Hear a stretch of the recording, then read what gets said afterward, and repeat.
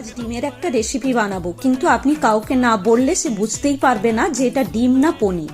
একবার অবশ্যই বানিয়ে দেখুন। এর জন্য ডিমটাকে ভালো করে লবণ দিয়ে ফেটিয়ে নিতে হবে।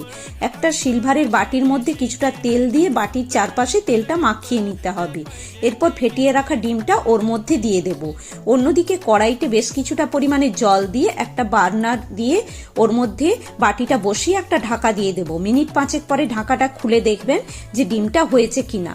একটা কাঁটা চামচ দিয়ে মাঝখানটা দেখেন যদি শক্ত হয়ে গেছে তাহলে ওটা নামিয়ে ঠান্ডা করে নিতে হবে। তারপর এইভাবে আস্তে আস্তে করে ছোট ছোট করে পিস করে নেবেন। পিসটা দেখবেন সুন্দর পনির যেমন শক্ত হয় ওই রকম শক্ত হয়ে যাবে।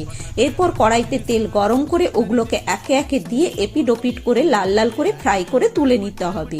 কড়াইয়ের মধ্যে বেশ কিছুটা পরিমাণে তেল দিয়ে তেজপাতা দিয়ে দেব।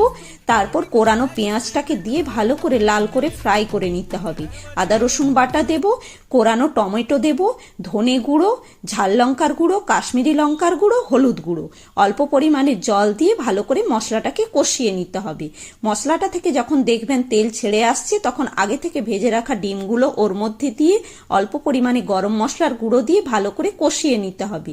কষানো হয়ে গেলে ওর মধ্যে অল্প করে জল দেব, খুব বেশি জল এতে দেওয়া যাবে না। এরপর ঝোলটাকে ভালো করে ফুটিয়ে নিলেই আমাদের আজকের রেসিপি একদম রেডি।